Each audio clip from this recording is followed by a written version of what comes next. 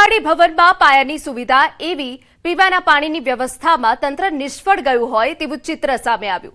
ખેરાડી road પર આવેલી બહુમાળી ભવનમાં આરટીઓ, શિક્ષણ અને ખેતીવાડી જેવી 20 થી વધુ મહત્વની સરકારી કચેરીઓ કાર્યરત છે। અહીં દરરોજ મોટી સંખ્યામાં અરજદારો પોતાના કામ અર્થે આવે છે, પરંતુ આ ભવનમાં પીવાના પાણીની કોઈ વ્યવસ્થા ન હોવાથી અરજદારોને ભારે હાલાકી ભોગવવી પડી રહી છે।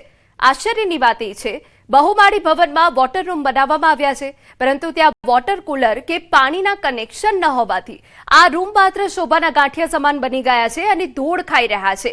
ભર ઉનાળે કાળઝાળ ગરમીમાં અરજદારોને પીવાના પાણી માટે બહારથી મોંઘા ભાવની પાણીની બોટલો ખરીદવાની ફરજ પડે છે। સ્થાનિકો અને અરજદારો દ્વારા માંગ કરવામાં આવી રહી છે કે જવાબદાર તંત્ર વહેલી તકે તમામ વોટર રૂમમાં વોટર કુલર મુકાવી કાયમી ધોરણે પાણીની સુવિધા શરૂ કરવામાં આવે। છેલ્લા ઘણા સમયથી આરો પ્લાન્ટ બંધ છે, જ્યાં અસંખ્ય અરજદારો આવે છે। લગભગ આ જ ઓફિસની અંદર 20 થી વધુ ઓફિસો આવેલી છે, જેવી કે સમાજ કલ્યાણ, સમાજ સુરક્ષા, નશાબંધી।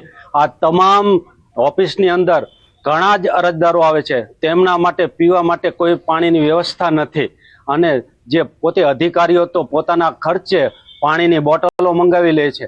નાના અરજદારોની સાથે ક્યારેક ક્યારેક બાળકો, વૃદ્ધ માતાઓ પણ હાજર હોય છે, તો તેમને પીવાના પાણીની ખૂબ જ તકલીફ પડી રહી છે।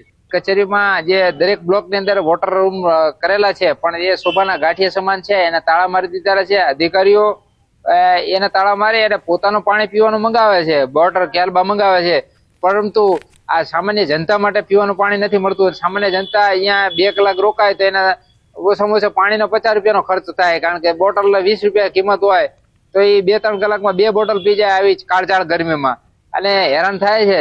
તો આ બાબતે જિલ્લા કલેક્ટર સાહેબ નવા આવ્યા છે, એ બાબતે ધ્યાન દોરે।